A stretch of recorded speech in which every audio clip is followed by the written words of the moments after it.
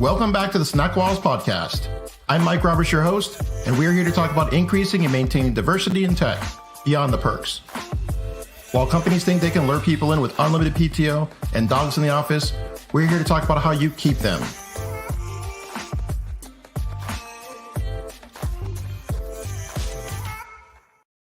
All right, I'm going to throw it over to our special guest today. Can you tell us who you are and what it is that you do? Yeah, hi, my name is Alexa-Rae Navarro, and I am the Executive Director for Startup San Diego, a local 501c3 nonprofit organization that really serves to connect, educate, and inspire local founders and talent to create a more equitable San Diego startup ecosystem and entrepreneurial community. I like it. And this is one of my favorite organizations here in San Diego, so I'm so excited to have you on the program today. I'm hearing from some tech leaders in the space that finding diverse talent is a challenge. What are your thoughts? I would say, where are you looking? Honestly, I think that, there's a lot of untapped talent out there. And so I would challenge folks to say, where are you looking?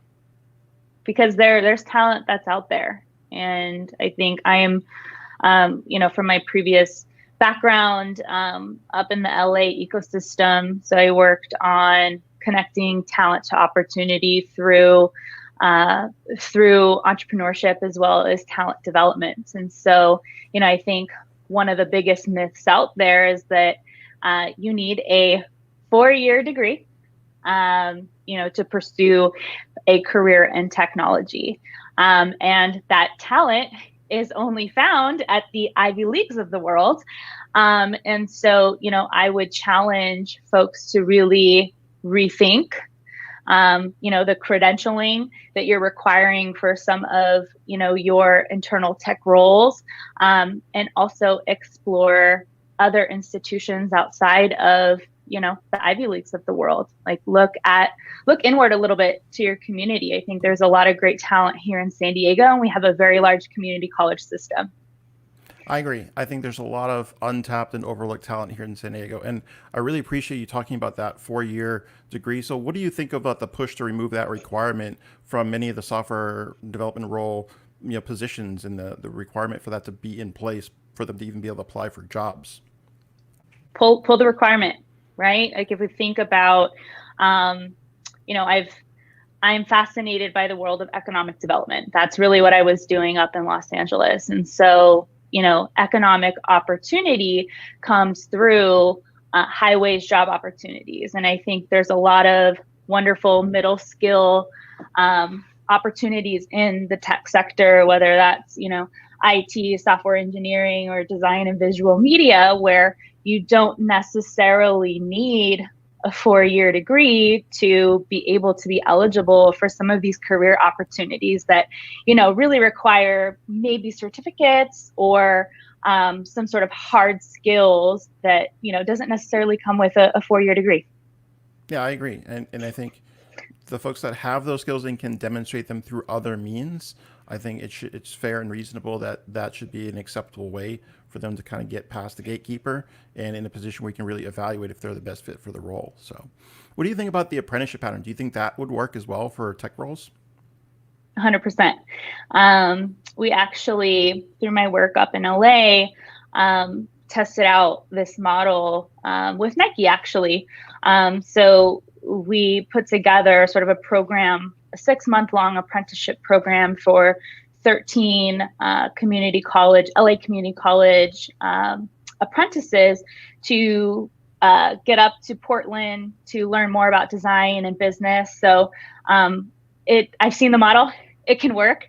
And I think career exposure and providing candidates the opportunity to really build their portfolios and showcase their experience through projects and focuses that come out of, for example, an apprenticeship type model, are incredible for being able to land a potential career opportunity. Yeah. And that's like the invaluable part. We're going beyond internships. We're going into, you're really going to have an exit that should result in you being onboarded into the organization, and not sort of like, hey, congrats, you got some experience. Now go look for a job, folks. Right. So I like that. I like that closer tie. Um, what advice would you? So we talked about getting them in. What advice would you share with companies that are looking to retain diverse talent? Yeah, I mean, are you a company that's just talking the talk, or are you walking the walk, right? Like, what are the internal resources that you are putting into, diversity, equity, and inclusion? Are you just looking for diverse talent and bringing them in, or do you have programs, that support those individuals throughout their time at the organization? Is it really ingrained in your culture and in your mission? Right. Do you have any examples of anything that you've seen work well up in that space? I mean, we're talking about all this LA stuff, but we're gonna get this in San Diego. We're gonna get it down Yes. here. But are there any like tangible examples? Like a lot of times people talk about employee resource groups. Like, have you seen anything that you think really works and you'd like to see more people embracing? Yeah, I mean, I think this comes, there's a lot of different really great examples that, you can point to, right? Whether it's, for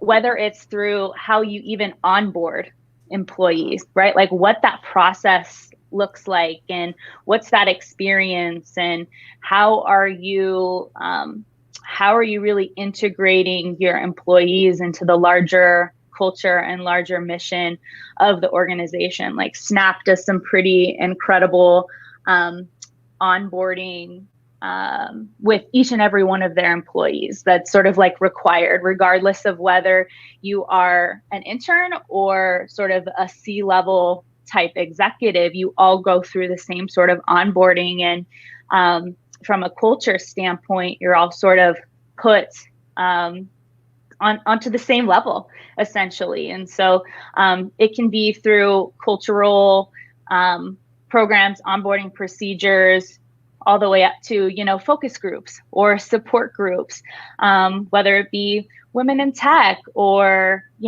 insert whatever program. I think there's also a lot of great local San Diego companies who, are doing a great job at this. And I'm going to save that for when you ask me for recommendations Nice. for who to intro on the pod, because there's one person I'd love for you to feature and dig in a little bit more, because I think they would have some really great examples.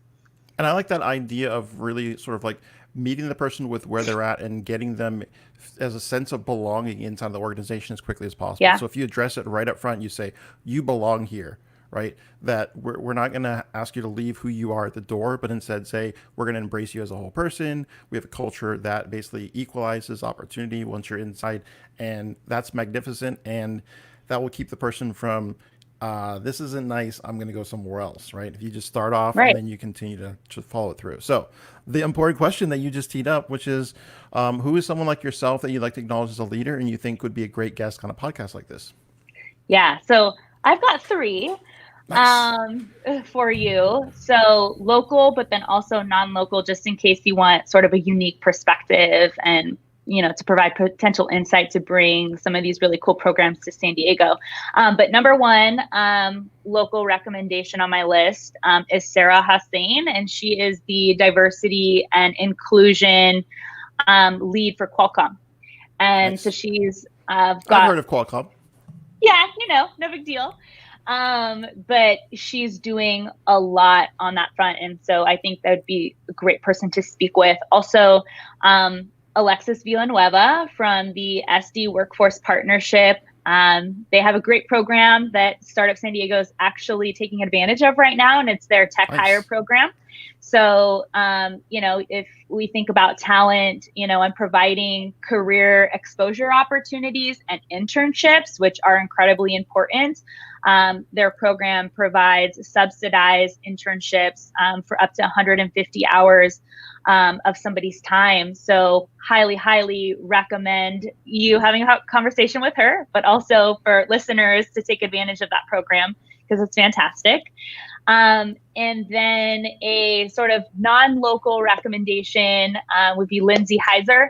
And I used to work with her up in Los Angeles at the LA Chamber, and she drove our LA Tech Talent Pipeline initiative and is now the philanthropy manager over at Snap Inc. Nice. which we've got a lot of awesome success stories with Snap up in LA, and I think are a great shining example and leader for how an employer is really bracing diversity, equity, and inclusion, and really thinking outside the box in terms of hiring tech talent. Nice. Okay, so I got all three people on the radar. I know Alexis from the program, so pretty familiar myself with Tech Hire, and I would agree that it's a phenomenal program. So I'd love to have her on and have her talking about it, and just amplifying that message, because it's awesome, and this year is a big year for them here, because I think this is the last year, so this is one that you want to take advantage of while we still have this fantastic opportunity. And they're in Chula Vista, so I won't spoil the rest of the episode, because I'm sure we're going to have her on at some point. But it's a great opportunity for lots of folks now, even broader base here in San Diego County. So where can we find out more information about Startup Week, which I hear might be Startup Month this year, so that's kind of exciting, or anything else that you want to cover? I mean, it could be anything, but I'm guessing it's Startup. Yes, absolutely. So more about our nonprofit organization, startupsd.org. But for Startup Month information, San Diego StartupWeek.com. So we are most widely known for our conference, Startup Week, San Diego Startup Week. Based on COVID and pandemic, we have now pivoted into Startup Month. So an entire month's worth of content, experiences, and most importantly, community. So that's going to be kicking off October 1st and ending October 30th. So we are literally going through the entire month of October. Tickets are on sale now, and would love, to have more community members, more founders. Doesn't just have to be founders, because this conference is for the entire entrepreneurial stack in our ecosystem. So, whether you're a founder, whether you're an investor or a ecosystem advocate / ally, or an executive, government representative, you name it, there's something for you at Startup Month. And I think the part that I'm most excited about, because this is one of my favorite times of the year, Startup Week is now Startup Month, so it's like stretch over a longer period. And because it's all in one centralized place, which is online, you don't have to pick and choose like what part of like the experience you're going to have. You can just sample it all, right? So this is going to be, I think, a phenomenal year for Startup Month.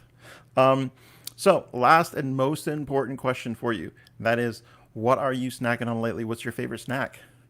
All right. So my favorite snack right now, skinny pop chips and almond butter. So both of those together. Like a dip, oh man, that's pretty intense. Like limited calories, but literally so gratifying. Yeah, absolutely. All right. So that is definitely one I'm going to have to try out. I have not tried that combo yet, but that sounds phenomenal. So thanks again. I appreciate you coming on the program. And again, I will put in the show notes, Startup Month, a great opportunity for you to gather and get connected with folks. Thanks again, Alexa-Rae. Thanks so much for having me. The San Diego Code School is a proud sponsor of the SnackWalls podcast. The San Diego Code School is leading companies to tech equity. The tech-enabled apprenticeship program is a venture whose heart is to do a lot of social good and do good work. You can help San Diego Code School secure funding for change by hiring developers, bringing a team in to relieve your backlog, or becoming a program sponsor. You can visit us on the web for more information at http:// sdcs.io.